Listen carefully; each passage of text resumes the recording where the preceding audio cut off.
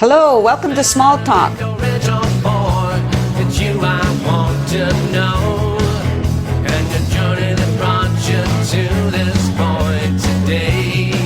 to Small Talk. I'm your host, Nancy Guitar. Today's guest is Arthur Green. Arthur, thank you so much for coming to the show. Oh, my pleasure. Just quick question, politics. When did you decide to get into politics?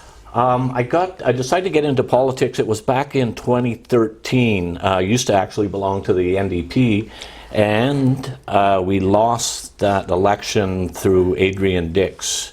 Okay. And I became so disenfranchised with the NDP and the way that they went about their politics that I decided to join the Green Party. I talked to a friend of mine that belonged to the Green Party, and the first thing he did, he showed me their 6 principles. And those were principles that I found very easy to live by, and something that I feel that we could run a province, a country by, if everybody lived up to our 6 principles, which are social justice, Right. participatory democracy, ecological wisdom, respect for diversity, nonviolence, and sustainability. And those are the principles that I live by, not only in politics, but in life as well. Oh, I like to hear that. So what area do you represent? I've actually just been officially nominated for the federal riding of Chilliwack Hope. Do you do things other than politics? Like, do you have a job, or is this your full-time job? This has basically become my full-time job now.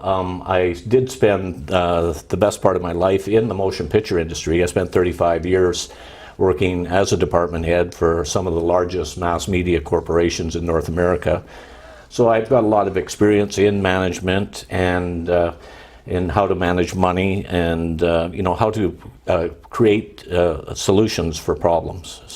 I remember something on Facebook. Weren't you trying to bring something to the Hope area with the movie industry? And we're continuing to do that. We've started a group called the Hope and Lower Fraser Canyon Film Cooperative, and our objective is to bring more motion picture production to Chilliwack and the Hope or Eastern Fraser Valley areas. We figure this will be a huge economic catalyst for the area, and it's one of the largest growth industries in the province right now. Oh, very good. Well, if you're looking for movie stars. So are you from this area originally? I was born in Mission. I'm a 4th generation Canadian. My great-grandparents actually sailed to this part of the Lower Mainland back halfway through the last 2 centuries ago.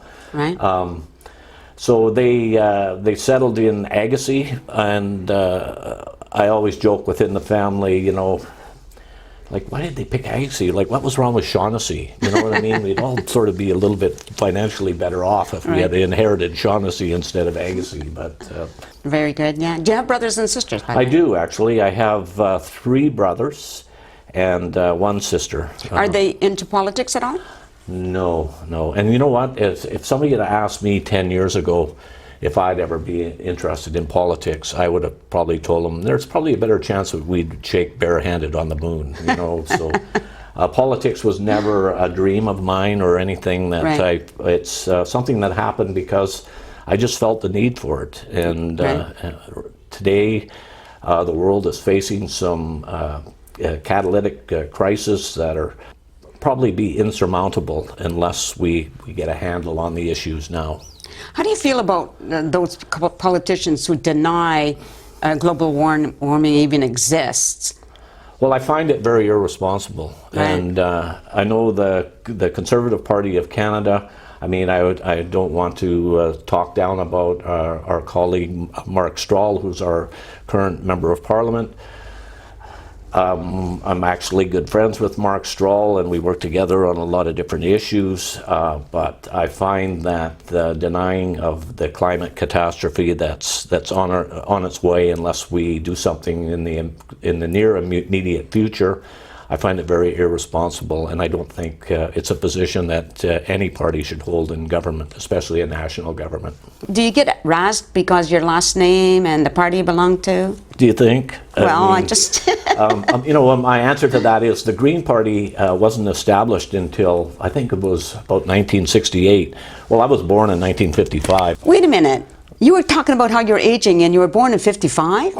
Like, that's not... Well, that's pretty close to halfway through the last century. Yeah, but I was Nancy. born a few years before that. So Well, I would never have guessed that. Well, you're not supposed to be able to guess it, so there you go. I wanted to talk about, in your bio, you mentioned about you and your dad doing recycling before it even existed.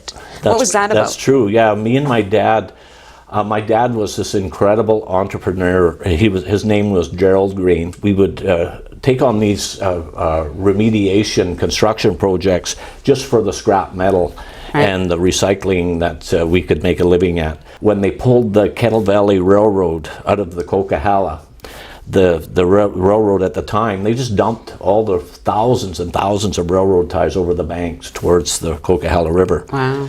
And we went down and we rescued literally thousands and thousands of railroad ties and hauled them out with semi-trucks, and they've built barns with them. They've built all sorts of things. Of course, nowadays reusing railroad ties isn't allowed anymore because of the environmental impact that they have on the soil. Right. But nevertheless, we rescued the Coquihalla River and pretty much cleaned it out pretty good. You can drive through the Coquihalla now and see very little remnants of the old railroad that ran through there. Awesome, that's awesome. You know, it made me think about something. I was in Indonesia, in Jakarta, and there was an area where they dumped the garbage. Right. Okay, just on the ground, but people come and they go through it and they pick through it, and whatever's usable, they take it and they use it. Yeah. And at the end, there's hardly anything left to get rid of. Right. Isn't that a great thing to be doing? Like, well, you know, we're getting onto that line. I know the last time the garbage truck come to our area in Hope, we didn't have any garbage to put out.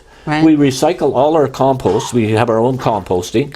All the paper, glass, metal, we recycle all that. We quit buying that Cairo plastics and all that styrofoam stuff. Right. We buy all our meat products and stuff from like Fraser Valley Meats that doesn't use plastic to wrap their meats. And I just quit buying any single-use products. I refuse to use anymore. I have my own cup when I go to McDonald's or someplace to get a coffee. I just can't stand the waste that is produced through, especially those drive-through fast food restaurant service areas is appalling to me. They should at least put a deposit on those things and create another source of revenue for our very poor people. Yeah. Or but just to throw them into the garbage there's like millions and millions of coffee cups and unrecyclable products, trashed every day. Our oceans are filling up with it. We have islands of plastic in our oceans that are actually larger than some countries now. So, I mean, we can't sustain the planet if we continue on the path that we're on. So, it's time for change. I agree. And we need to get on the ball or get on the bus. Right. I agree. One of the problems is like I live in a condo complex, and we don't have access to like certain kind of recycling. We have two containers, one for household garbage and one for recyclables. Yeah, so what do people like me who live in a condo complex do with our compost? Well, and this is a problem that smaller communities have to adapt to.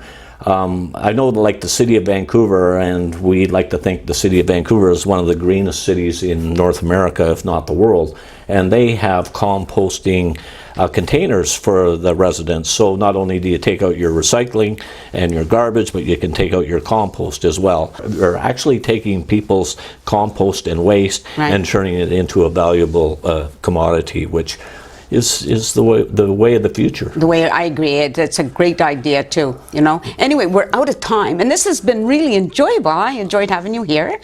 Well, I've enjoyed myself too, and I'd just like to say one more thing to your audience and your listeners is that we believe that the greatest economic catalyst that the world will ever see will be the transformation to clean and renewable energy systems. And on that note, I would like to thank you again and say thank you to all your listeners for... Awesome. Good way to end it. Thank you. Thank you for watching. And if you want to get in contact with the show, you can send us an email at smalltalkwithnancy@gmail.com or send me a text, 798-3354. Hope to see you next time. Peace out. Who are you? I wanna know you. You've got a story.